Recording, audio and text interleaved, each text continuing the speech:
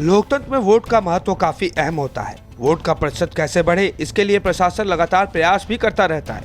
इस बार भी वोटरों को जागरूक करने के लिए कई तरह के अभियान चलाए गए।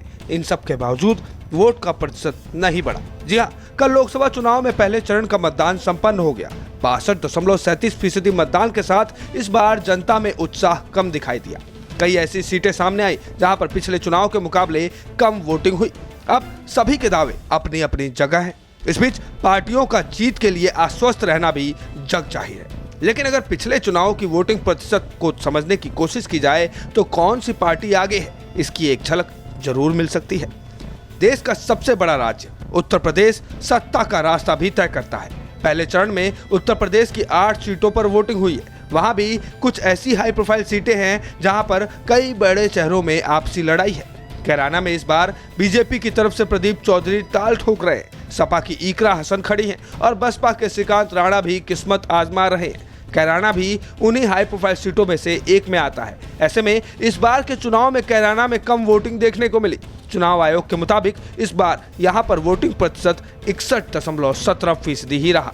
ऐसे में देखा जाए तो इस बार कैराना सीट पर खेल हो सकता है। जानकार मानते हैं कि जब वोटिंग एक्सट्रीम अंदाज में होती है तब नतीजों में परिवर्तन देखने को मिल सकता है। यानी कि अगर काफी कम वोटिंग तो भी परिवर्तन के संकेत और काफी ज्यादा वोटिंग तब भी बदलाव की बहार। ठीक ऐसे ही मुजफ्फरनगर मतदान की बात करें तो यहाँ पर इस सीट पर 59.29% वोट पड़े हैं। यानी कि यहाँ भी 9% के वोट में गिरावट आई है। सहारनपुर सीट की बात करें तो इस बार यहाँ पर 65.95% मतदान हुआ है। रामपुर में 55.35% मतदान हुआ है, जो कि पिछली बार की तुलना में 4% कम है। मुरादाबाद 60.5, बिजनौर 58.21, नगीना 59.54, पीलीभीत 63.39। कुल मिलाकर इन सभी जगहों पर वोटिंग प्रतिशत में कमी देखने को मिली है।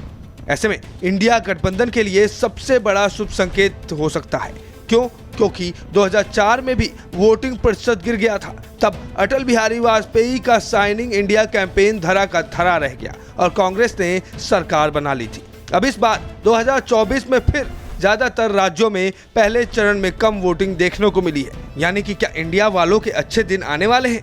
हमें कमेंट बॉक्स में जरूर बताइएगा। भारत समाचार के डिजिटल डेस्क से विश्वेश तिवारी।